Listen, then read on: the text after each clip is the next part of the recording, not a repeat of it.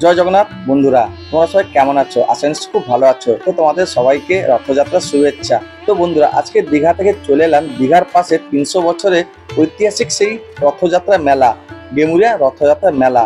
আর এই মেলাটি বিশাল একটা এলাকা জুড়ে কিন্তু বসে। রথযাত্রা থেকে উল্টো রথ পর্যন্ত 7 দিন ধরে কিন্তু এই মেলা চলে। আর আজকে তোমাদের এই ডেমুরিয়া রথযাত্রা মেলা পুরো ঘুরে দেখাবো এবং তার সাথে তোমাদের জগন্নাথ দেব, বলরাম, সুভদ্রা তিনজনকে দর্শন করাবো।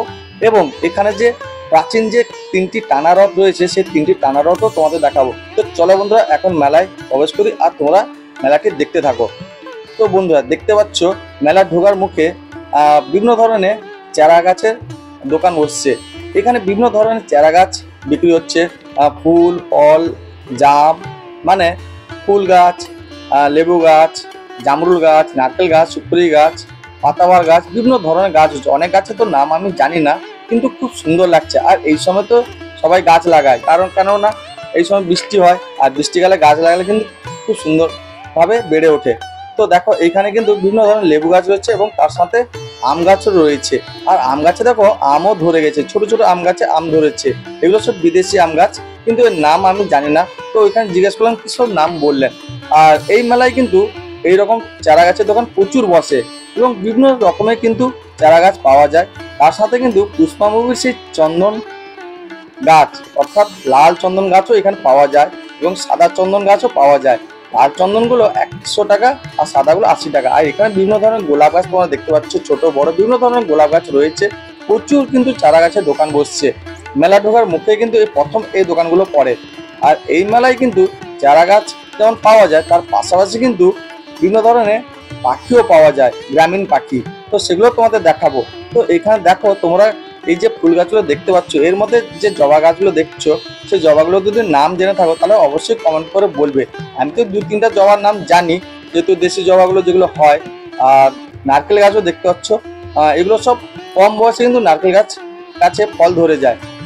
সুপারি গাছ, নারকেল গাছ, লেবু গাছ আপাতত 10-12 রকমের লেবু গাছ এখানে রয়েছে। আর জবা গাছগুলো দেখতে পাচ্ছ, নীল জবাও রয়েছে, লাল জবা, হলুদ জবা, বিভিন্ন ধরনের জবা গাছ রয়েছে। দাম খুব একটা বেশি না, 100 টাকা, 120 টাকা। তো এখন সামনের দিকে এগিয়ে যাচ্ছি। আর আজকে ওয়েদারটা মেঘলা ছিল এবং গুঁড়ি গুঁড়ি কিন্তু বৃষ্টি পড়ছিল।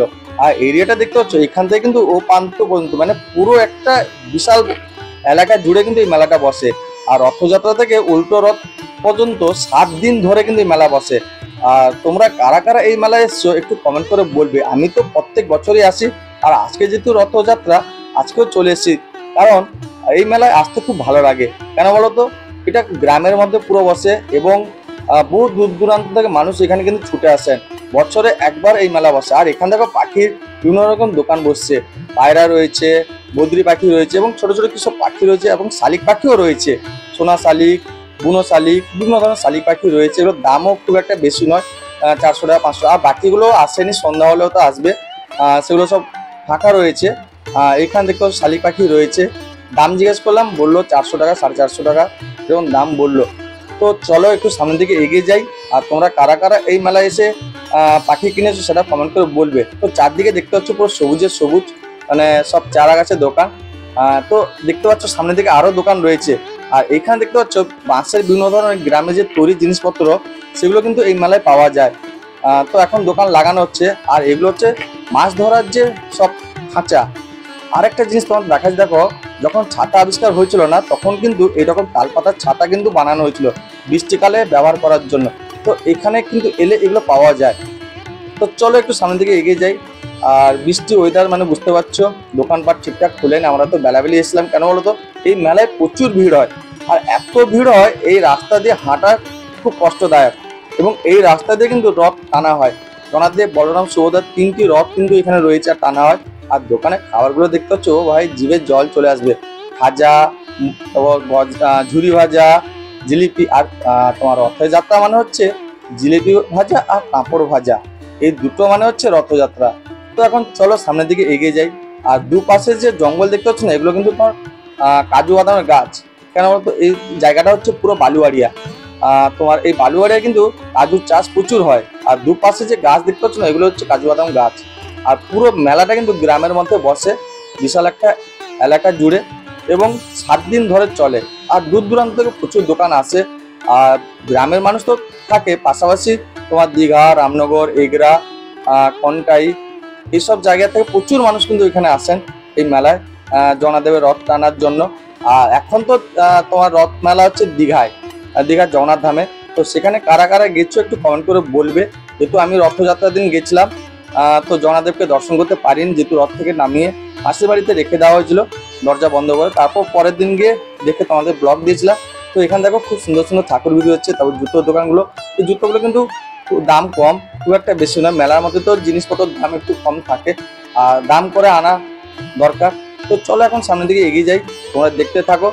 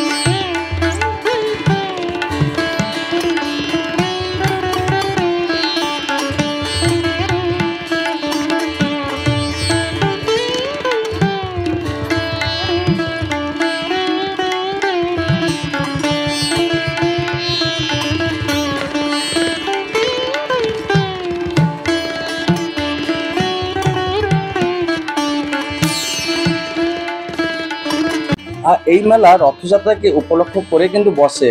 আর রথযাত্রা উপলক্ষে 7 দিন কিন্তু এই মেলা চলে। আর আজকে যেহেতু আমরা এসলাম, ওয়েদার একটু খারাপ ছিল, কিন্তু আজকে তো রথে জগন্নাথদেব, বলরাম, সুভদ্রা তিনজন নেই। তিনজনই মাসির বাড়িতে রয়েছেন, যেহেতু রথযাত্রা থেকে উল্টো রথ পর্যন্ত 7 দিন মাসির বাড়িতে থাকবেন। আবার উল্টো রথের দিন মাসির বাড়ি থেকে রথে চেপে আবার নিজের ঘরে ফিরে আসবেন। তো আজকে আমরা এসলাম কিন্তু তোমাদের জগন্নাথদেবকে দর্শন করাবো বলেছি শুরুতে। তো আজকে তোমাদের মাসির বাড়িতে নিয়ে গিয়ে কিন্তু জগন্নাথদেবকে দর্শন করাবো। তো দেখতে পাচ্ছ চারদিক কিন্তু প্রচুর দোকান বসছে, বিভিন্ন ধরনের দোকান বসছে। ছোটদের মানে খেলনার দোকান, বড়দের বিভিন্ন রকম সব জিনিসপত্র, ঘর সাজানো এবং সাজার জিনিস। যেদিকে তাকাও শুধু দোকান আর দোকান। আর যেখানে তাকাও হরেক মাল 10 টাকা, 5 টাকা, 3 টাকা, বিভিন্ন ধরনের। এই দেখো বলতে বলতে চলে এসো, হরেক মাল 3 টাকা। তো এখানে সব মেয়েদের জিনিসপত্র রয়েছে, মাথার ফুল, ক্লিপ, সেফটি পিন, সব ধরনের জিনিসপত্র রয়েছে 3 টাকা করে, এবং সুতো, সূচ। আর এখানে দেখো সানগ্লাসের দোকানও রয়েছে, বিভিন্ন ধরনের ঘড়ি, চশমা সব। আর এখানে ঘর সাজানো ফুল আরও রয়েছে। তো আমিও একটা নিয়েছি এখান থেকে ঘর সাজানোর জন্য, একটা তোমার এই যে হলুদ কালারের ফুলের মতন, এগুলো একটা নিয়েছি। যেদিকে তাকাও শুধু দোকান আর দোকান। এই মেলার পুরো অর্ধেক জায়গাটাই দোকানে ভর্তি। আর এইখানে সামনে দেখতে পাচ্ছি 3টে রথ রয়েছে, যেহেতু এখান থেকে মাসির বাড়ির দূরত্ব 1/2 কিমি মতন। তো পাশেই মাসির বাড়ি রয়েছে। তো এই 3টে রথে চেপে কিন্তু জগন্নাথদেব, বলরাম, সুভদ্রা তিনজনই মাসির বাড়ি এসছে। আর যেহেতু আমরা একটু বেলাবেলি এসেছিলাম, সব দোকানপাট খুলেনি, কিছু দোকান খুলেছে, কিছু কিছু বৃষ্টির জন্য খুলেনি। কিন্তু এগুলো উল্টো রথের দিন কিন্তু পুরো খুলে, মানে খোলা থাকবে দোকানগুলো সব। আর এখানে এত ভিড় হয়, আর তোমরা যারা যারা এসে ভিড়ে ঠেলা খেয়েছো সেটা একটু কমেন্ট করে বলবে। আর এখানে তন্দুরি চা, আর ছোটদের দেখো সব, মানে মেলায় গেলে যেগুলো ছোটরা বসে বা লাফায়, সেই সমস্ত জিনিসপত্র, মানে যেগুলো রয়েছে জিনিসগুলো। আর ওইখানে রয়েছে নাগরদোলা। এই নাগরদোলাটা প্রত্যেক বছর কিন্তু আমি দেখেছি, যতবার এসেছি। এই বড় নাগরদোলাটা বসে এখানে। আর পুরো মেলাটা কভার করতে কিন্তু অনেক সময় লেগে যায়। আর তিনটে রথ দেখতে পাচ্ছ, এই তিনটে রথকে আবার উল্টো রথের দিন সাজানো হবে। তো আমরা তো রথযাত্রার পরের দিন এসলাম, তো ফুল সব খুলে নেওয়া হয়েছে, কিন্তু উল্টো রথের ভিডিও তোমাদের দেবো, তোমরা দেখবে। কিন্তু যেগুলো সাজানো ছিল সেগুলো কিছু কিছু রয়েছে। এই তিনটে রথ কিন্তু এখানে টানা হয়, সবাই কিন্তু এখানে এসে রথ টানতে পারে। তিনটে রথকে একদম টেনে টেনে সামনে দুর্গা মন্দির রয়েছে সেখানে নিয়ে যাওয়া হয়। আর সেখানে গিয়ে সবাই যে বাতাসা মানত করে সেখান থেকে বাতাসা হোল্ড করা হয়। এখানে একটা রীতি রয়েছে, যার যত ওজন সেই ওজনে সমপরিমাণ কিন্তু বাতাসা ছোঁড়া হয় এখানে, মানে হোল্ড করা হয়। আর রথের চাকাগুলো দেখতে পাচ্ছ, প্রত্যেক বছর কিন্তু রং করা হয় রথগুলোকে। বছরে একদিন যেহেতু এই রথে চেপে জগন্নাথ দেব, বলরাম, সুভদ্রা বেরান মন্দির থেকে মাসিবাড়ির উদ্দেশ্যে। আর সেখানে গিয়ে ভাই বোনদের সঙ্গে থাকেন 7 দিন এবং আনন্দ করেন। খুব সেখানে মাসিবাড়িতে বিভিন্ন ধরনের আচার অনুষ্ঠান হয়, বিভিন্ন তোমার ছাপ্পানো ভোগ আর এগুলো দেওয়া হয়। তারপর মাসিবাড়ি থেকে এই রথে চেপে আবার নিজের ঘরে ফিরে আসেন। তো এখন দেখতে পাচ্ছ পুরো মেলা একদম, যেহেতু রাত্রে হলে আরো ভালো লাগতো, যেহেতু দিনের বেলা আমরা এসেছিলাম, কেন রাত্রে প্রচুর ভিড় হয়, তো ওই জন্য আমরা একটু বেলাবেলি এসেছিলাম, যেহেতু মেঘলা ওয়েদার, যখন তখন বৃষ্টি হচ্ছে। আর এখন চলে এসেছি মাসিবাড়িতে। দেখো এখানে মাসিবাড়িতে এই জগন্নাথ দেব, বলরাম, সুভদ্রা তিনজনকে তোমরা দেখতে পাচ্ছ। পুরো 300 বছরে কিন্তু মানে পুরনো মূর্তি। তো এই বছরে একদিন এই রথযাত্রায় বেরান, আর বাকি দিনগুলো মন্দিরে থাকেন। তো এখানে মাসিবাড়িতে সবাই পুজো দিচ্ছেন, প্রচুরই ভিড় হয়েছিল একটা ছোট জায়গার মধ্যে, তো প্রচুর ভিড়। বামন ঠাকুর ভিতরে রয়েছেন, সবাই বাতাসা দিচ্ছেন পুজো।